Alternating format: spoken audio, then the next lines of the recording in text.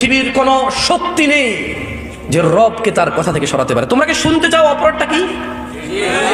এবার একটু আমাকে বলো তো, কি সেই অপরাধ যা হত্যার চাইতে জঘন্য, জানার চাইতে জঘন্য, মদের চাইতে জঘন্য, গীবতের চাইতে জঘন্য?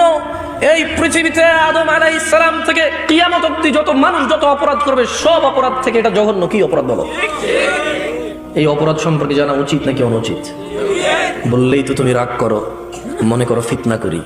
শোনো, তোমার ভ্রুক্ষেপ করা উচিত। তোমার রব পুরো কোরআনুল কারীমে ওনার দয়া সম্পর্কে কত কিছু বলেছে, হাদিসে ওনার দয়া সম্পর্কে কত কিছু বলেছে, কিন্তু ওই একই কোরআনে তিনি বলেছেন যে তিনি ক্ষমা করবেন না যে ওনার সাথে শিরিক করে। এই অপরাধটা তো তোমার জানা উচিত। তোমার মজা লাগবে না আমার ওয়াজ, শোনো আমি তোমাকে বলি, গুরুত্ব দিয়ে শোনো, কাজে আসতে পারে হয়তো। দেখো না আমার উপদেশ তোমার কাজে আসে কিনা, দেখো। তোমাকে বলি শোনো, একটা উদাহরণ দিই তোমাকে। তুমি মনে করবা যে জামশেদ ভাই এটা তো কোনো ওপেন কনফারেন্স না যে বিভিন্ন ধর্মীয় মানুষ আসবে আর আপনি শিরিক সম্পর্কে বলবেন। আমরা সবাই মুসলিম, লা ইলাহা ইল্লাল্লাহ বলি, ওয়া আন্না মুহাম্মাদান আবদুহু ওয়া রাসূলুহু বলি। এখানে শিরিক কিভাবে আমরা মুসলিমরা করি? তবে শোনো, আমিও এমনটা মনে করতাম। হঠাৎ করে সূরা ইউসুফের 106 নম্বর আয়াত পড়ার পরে আমার ধারণা বদলে গেল। বলো তুমি যা বলবে, তোমার ধারণা, তোমার বলা এটা সঠিক নাকি রব যা বলবে তা সঠিক? শোনো বেতুয়ার মানুষ, রাগ করিল, আগামীকালকে কোরআনটা খুলে দেখো। রব বলছে যে ওয়ামা ইউমিনু আকসারুহুম বিল্লাহ ইল্লা ওয়া হুম মুশরিকুন।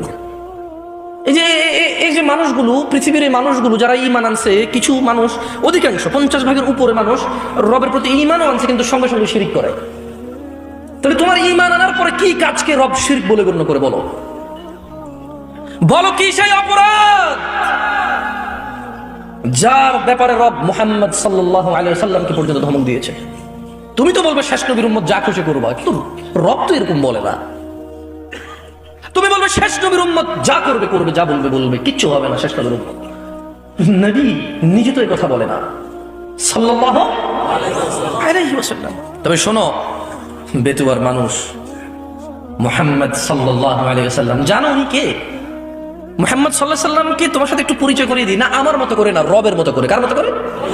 তুমি বলবে জিন্দা, কেউ বলবে মুর্দা, কেউ বলবে উপস্থিত, কেউ বলবে অনুপস্থিত, কেউ বলবে নূর, কেউ বলবে মাটি, কেউ চেয়ার খালি রাখবে, কেউ পরিপূর্ণ রাখবে না। তোমার মতো আর আমার মতো করে নয়।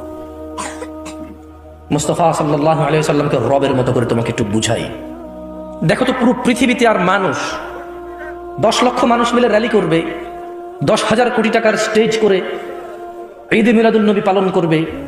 দেখো তো রব যেভাবে সম্মান করে তাকে পার করতে পারবে কিনা? দেখো রব কিভাবে সম্মান করেছে রাসূলকে সাল্লাল্লাহু। দেখো মুস্তাফা সাল্লাল্লাহু আলাইহি ওয়াসাল্লাম সম্পর্কে রব বলছে